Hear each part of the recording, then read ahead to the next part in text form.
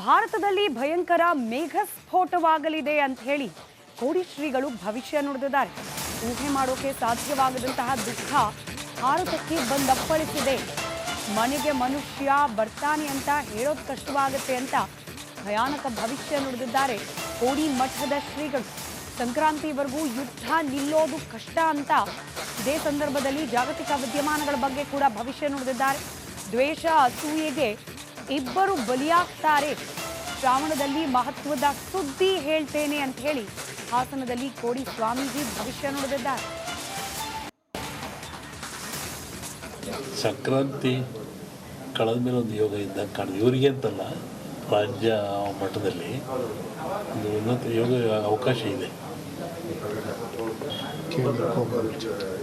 ಹೋಗಿದ್ದಲ್ಲ ಸಂಕ್ರಾಂತಿ ನಂತರ ಅದು ರಾಜ್ಯದ ಮಟ್ಟಕ್ಕೆ, ನಿಮ್ಮ ರಾಜ್ಯದ ಮಟ್ಟಕ್ಕೆ ಸಂಕ್ರಾಂತಿ ಮೇಲೆ ರಾಜಕೀಯ ವಿಪ್ಲವ ಆಗೋ ಲಕ್ಷಣ ಇದೆ.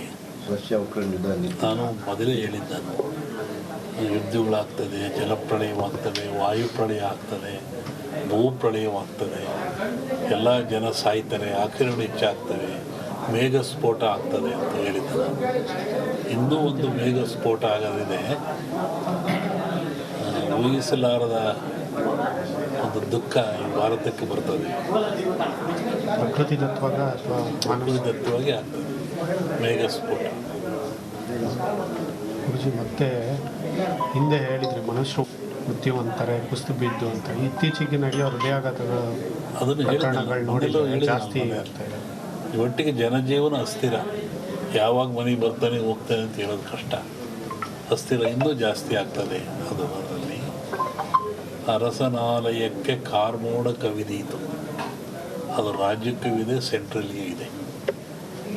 ಹಿಂದೆ ಹೇಳಿದ್ದೆ 2-3 ಜನ ಪ್ರೈಮ್ ಮಿನಿಸ್ಟರ್ ಕೊಲೆ ಆಗ್ತಾರೆ, ಸಾಯ್ತಾರೆ ಅಂತ. ಅದು ಯುದ್ಧ ಏನಾದ್ರು ನಿಲ್ಲುತ್ತಾ ಅಥವಾ ಒಳ್ಳೆಯದಾಗಿ ಮುಕ್ತಾಯ ಆಗುತ್ತಾ? ಸಂವತ್ಸರ ಪರದಲ್ಲಿ ಕಷ್ಟ. ಗುಣಲಕ್ಷಣ ದ್ವೇಷ ಭಾರತದಲ್ಲಿ ಭಯಂಕರ ಮೇಘ ಸ್ಫೋಟವಾಗಲಿದೆ ಅಂತ ಹೇಳಿ ಕೋಡಿ ಶ್ರೀಗಳು ಭವಿಷ್ಯ ನುಡಿದಿದ್ದಾರೆ. ಊಹೆ ಮಾಡೋಕೆ ಸಾಧ್ಯವಾಗದಂತಹ ದುಃಖ ಭಾರತಕ್ಕೆ ಬಂದಪ್ಪಳಿಸಿದೆ. ಮನೆಗೆ ಮನುಷ್ಯ ಬರ್ತಾನೆ ಅಂತ ಹೇಳೋದು ಕಷ್ಟವಾಗುತ್ತೆ ಅಂತ ಭಯಾನಕ ಭವಿಷ್ಯ ನುಡಿದಿದ್ದಾರೆ ಕೋಡಿ ಮಠದ ಶ್ರೀಗಳು. ಸಂಕ್ರಾಂತಿವರೆಗೂ ಯುದ್ಧ ನಿಲ್ಲೋದು ಕಷ್ಟ ಅಂತ ಇದೇ ಸಂದರ್ಭದಲ್ಲಿ ಜಾಗತಿಕ ವಿದ್ಯಮಾನಗಳ ಬಗ್ಗೆ ಕೂಡ ಭವಿಷ್ಯ ನುಡಿದಿದ್ದಾರೆ. ದ್ವೇಷ ಅಸೂಯೆಗೆ ಇಬ್ಬರು ಬಲಿಯಾಗ್ತಾರೆ. ಶ್ರಾವಣದಲ್ಲಿ ಮಹತ್ವದ ಸುದ್ದಿ ಹೇಳ್ತೇನೆ ಅಂತ ಹೇಳಿ ಹಾಸನದಲ್ಲಿ ಕೋಡಿ ಸ್ವಾಮೀಜಿ ಭವಿಷ್ಯ ನುಡಿದಿದ್ದಾರೆ. ಸಂಕ್ರಾಂತಿ ಕಳೆದ ಮೇಲೆ ಒಂದು ಯೋಗ ಇದ್ದಾಗ ಕಾಣ್ತದೆ. ಇವರಿಗೆ ಅಂತಲ್ಲ, ರಾಜ್ಯ ಮಟ್ಟದಲ್ಲಿ ಒಂದು ಉನ್ನತ ಯೋಗ ಅವಕಾಶ ಇದೆ. ಹೋಗಿದ್ದಲ್ಲ ಸಂಕ್ರಾಂತಿ ನಂತರ ಅದು ರಾಜ್ಯದ ಮಟ್ಟಕ್ಕೆ, ನಿಮ್ಮ ರಾಜ್ಯದ ಮಟ್ಟಕ್ಕೆ ಸಂಕ್ರಾಂತಿ ಮೇಲೆ ರಾಜಕೀಯ ವಿಪ್ಲವ ಆಗೋ ಲಕ್ಷಣ ಇದೆ. ನಾನು ಮೊದಲೇ ಹೇಳಿದ್ದಾನು, ಯುದ್ಧಗಳಾಗ್ತದೆ, ಜಲಪ್ರಳಯವಾಗ್ತದೆ, ವಾಯುಪ್ರಳಯ ಆಗ್ತದೆ, ಭೂಪ್ರಳಯವಾಗ್ತದೆ, ಎಲ್ಲ ಜನ ಸಾಯ್ತಾರೆ, ಆಕ್ರಮಣ ಹೆಚ್ಚಾಗ್ತವೆ, ಮೇಘ ಸ್ಫೋಟ ಆಗ್ತದೆ ಅಂತ ಹೇಳಿದ್ದೆ. ಇನ್ನೂ ಒಂದು ಮೇಘ ಸ್ಫೋಟ ಆಗೋದಿದೆ. ಊಹಿಸಲಾರದ ಒಂದು ದುಃಖ ಈ ಭಾರತಕ್ಕೆ ಬರ್ತದೆ. ಪ್ರಕೃತಿದತ್ತವಾಗಿ ಆಗ್ತದೆ ಮೇಘ ಸ್ಫೋಟ. ಗುರುಜಿ ಮತ್ತೆ ಹಿಂದೆ ಹೇಳಿದ್ರಿ ಮನುಷ್ಯರು ಮೃತ್ಯು ಅಂತಾರೆ, ಕುಸ್ತು ಬಿದ್ದು ಅಂತ. ಇತ್ತೀಚೆಗೆ ನಡೆಯೋ ಹೃದಯಾಘಾತಗಳ ಜಾಸ್ತಿ ಆಗ್ತಾ ಇದೆ. ಒಟ್ಟಿಗೆ ಜನಜೀವನ ಅಸ್ಥಿರ. ಯಾವಾಗ ಮನೆಗೆ ಬರ್ತಾನೆ ಹೋಗ್ತಾನೆ ಅಂತ ಹೇಳೋದು ಕಷ್ಟ. ಅಸ್ಥಿರ ಇನ್ನೂ ಜಾಸ್ತಿ ಆಗ್ತದೆ. ಅದು ಅದರಲ್ಲಿ ಅರಸನಾಲಯಕ್ಕೆ ಕಾರ್ಮೋಡ ಕವಿದೀತು. ಅದು ರಾಜ್ಯಕ್ಕೂ ಸೆಂಟ್ರಲ್ಗೆ ಇದೆ. ಹಿಂದೆ ಹೇಳಿದ್ದೆ 2-3 ಜನ ಪ್ರೈಮ್ ಮಿನಿಸ್ಟರ್ ಕೊಲೆ ಆಗ್ತಾರೆ, ಸಾಯ್ತಾರೆ ಅಂತ. ಅದು ಯುದ್ಧ ಏನಾದ್ರು ನಿಲ್ಲುತ್ತಾ ಅಥವಾ ಒಳ್ಳೆಯದಾಗಿ ಮುಕ್ತಾಯ ಆಗುತ್ತಾ? ಸಂವತ್ಸರ ಪರದಲ್ಲಿ ಕಷ್ಟ. ಗುಣಲಕ್ಷಣ ದ್ವೇಷ ಭಾರತದಲ್ಲಿ ಭಯಂಕರ ಮೇಘ ಸ್ಫೋಟವಾಗಲಿದೆ ಅಂತ ಹೇಳಿ ಕೋಡಿ ಶ್ರೀಗಳು ಭವಿಷ್ಯ ನುಡಿದಿದ್ದಾರೆ. ಊಹೆ ಮಾಡೋಕೆ ಸಾಧ್ಯವಾಗದಂತಹ ದುಃಖ ಭಾರತಕ್ಕೆ ಬಂದಪ್ಪಳಿಸಿದೆ. ಮನೆಗೆ ಮನುಷ್ಯ ಬರ್ತಾನೆ ಅಂತ ಹೇಳೋದು ಕಷ್ಟವಾಗುತ್ತೆ ಅಂತ ಭಯಾನಕ ಭವಿಷ್ಯ ನುಡಿದಿದ್ದಾರೆ ಕೋಡಿ ಮಠದ ಶ್ರೀಗಳು.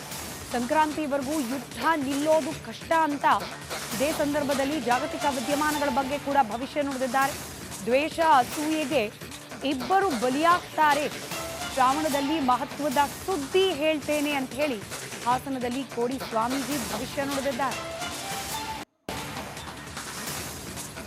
ಸಂಕ್ರಾಂತಿ ಕಳೆದ ಮೇಲೆ ಒಂದು ಯೋಗ ಇದ್ದಂಗೆ ಕಾಣಿದೆ. ಇವರಿಗೆ ಅಂತಲ್ಲ, ರಾಜ್ಯ ಮಟ್ಟದಲ್ಲಿ ಒಂದು ಉನ್ನತ ಯೋಗ ಅವಕಾಶ ಇದೆ. ಹೋಗಿದ್ದಲ್ಲ, ಸಂಕ್ರಾಂತಿ ನಂತರ ಹೇಳಿದ್ರಿ ಅದು ರಾಜ್ಯದ ಮಟ್ಟಕ್ಕೆ. ನಿಮ್ಮ ರಾಜ್ಯದ ಮಟ್ಟಕ್ಕೆ ಸಂಕ್ರಾಂತಿ ಮೇಲೆ ರಾಜಕೀಯ ವಿಪ್ಲವ ಆಗೋ ಲಕ್ಷಣ ಇದೆ. ನಾನು ಮೊದಲೇ ಹೇಳಿದ್ದಾನು, ಯುದ್ಧಗಳಾಗ್ತದೆ, ಜಲಪ್ರಳಯವಾಗ್ತದೆ, ವಾಯುಪ್ರಳಯ ಆಗ್ತದೆ, ಭೂಪ್ರಳಯವಾಗ್ತದೆ, ಎಲ್ಲ ಜನ ಸಾಯ್ತಾರೆ, ಆಕ್ರಮಣ ಹೆಚ್ಚಾಗ್ತವೆ, ಮೇಘ ಸ್ಫೋಟ ಆಗ್ತದೆ ಅಂತ ಹೇಳಿದ್ದೆ. ಇನ್ನೂ ಒಂದು ಮೇಘ ಸ್ಫೋಟ ಆಗೋದಿದೆ. ಊಹಿಸಲಾರದ ಒಂದು ದುಃಖ ಈ ಭಾರತಕ್ಕೆ ಬರ್ತದೆ. ಪ್ರಕೃತಿದತ್ವಾಗ ಅಥವಾ ಪ್ರಕೃತಿದತ್ತವಾಗಿ ಆಗ್ತದೆ ಮೇಘ ಸ್ಫೋಟ. ಗುರುಜಿ ಮತ್ತೆ ಹಿಂದೆ ಹೇಳಿದ್ರಿ ಮನುಷ್ಯರು ಮೃತ್ಯುವಂತಾರೆ, ಕುಸ್ತು ಬಿದ್ದು ಅಂತ. ಇತ್ತೀಚೆಗೆ ನಡೆಯೋ ಹೃದಯಾಘಾತಗಳ ಅದನ್ನು ಪ್ರಕರಣಗಳು ನೋಡಿ ಜಾಸ್ತಿ ಹೇಳಿದ ಆಗ್ತಾ ಇದೆ. ಒಟ್ಟಿಗೆ ಜನಜೀವನ ಅಸ್ಥಿರ. ಯಾವಾಗ ಮನೆಗೆ ಬರ್ತಾನೆ ಹೋಗ್ತಾನೆ ಅಂತ ಹೇಳೋದು ಕಷ್ಟ. ಅಸ್ಥಿರ ಇನ್ನೂ ಜಾಸ್ತಿ ಆಗ್ತದೆ. ಅದು ಅದರಲ್ಲಿ ಅರಸನಾಲಯಕ್ಕೆ ಕಾರ್ಮೋಡ ಕವಿದೀತು. ಅದು ರಾಜ್ಯಕ್ಕೂ ಇದೆ, ಸೆಂಟ್ರಲ್ಗೆ ಇದೆ. ಹಿಂದೆ ಹೇಳಿದ್ದೆ 2-3 ಜನ ಪ್ರೈಮ್ ಮಿನಿಸ್ಟರ್ ಕೊಲೆ ಆಗ್ತಾರೆ, ಸಾಯ್ತಾರೆ ಅಂತ. ಅದು ಯುದ್ಧ ಏನಾದ್ರು ನಿಲ್ಲುತ್ತಾ ಅಥವಾ ಒಳ್ಳೆಯದಾಗಿ ಮುಕ್ತಾಯ ಆಗುತ್ತಾ? ಏನು ಸಮಸ್ಯರ ಪರದಲ್ಲಿ ಕಷ್ಟ. ಉಲ್ಬಣ ಗುಣಲಕ್ಷಣ ದ್ವೇಷ ಸೊ ಭಾರತದಲ್ಲಿ ಭಯಂಕರ ಮೇಘ ಸ್ಫೋಟವಾಗಲಿದೆ ಅಂತ ಹೇಳಿ ಕೋಡಿ ಶ್ರೀಗಳು ಭವಿಷ್ಯ ನುಡಿದಿದ್ದಾರೆ. ಊಹೆ ಮಾಡೋಕೆ ಸಾಧ್ಯವಾಗದಂತಹ ದುಃಖ ಭಾರತಕ್ಕೆ ಬಂದಪ್ಪಳಿಸಿದೆ. ಮನೆಗೆ ಮನುಷ್ಯ ಬರ್ತಾನೆ ಅಂತ ಹೇಳೋದು ಕಷ್ಟವಾಗುತ್ತೆ ಅಂತ ಭಯಾನಕ ಭವಿಷ್ಯ ನುಡಿದಿದ್ದಾರೆ ಕೋಡಿ ಮಠದ ಶ್ರೀಗಳು. ಸಂಕ್ರಾಂತಿವರೆಗೂ ಯುದ್ಧ ನಿಲ್ಲೋದು ಕಷ್ಟ ಅಂತ ಇದೇ ಸಂದರ್ಭದಲ್ಲಿ ಜಾಗತಿಕ ವಿದ್ಯಮಾನಗಳ ಬಗ್ಗೆ ಕೂಡ ಭವಿಷ್ಯ ನುಡಿದಿದ್ದಾರೆ. ದ್ವೇಷ ಅಸೂಯೆಗೆ ಇಬ್ಬರು ಬಲಿಯಾಗ್ತಾರೆ, ಶ್ರಾವಣದಲ್ಲಿ ಮಹತ್ವದ ಸುದ್ದಿ ಹೇಳ್ತೇನೆ ಅಂತ ಹೇಳಿ ಹಾಸನದಲ್ಲಿ ಕೋಡಿ ಸ್ವಾಮೀಜಿ ಭವಿಷ್ಯ ನುಡಿದಿದ್ದಾರೆ.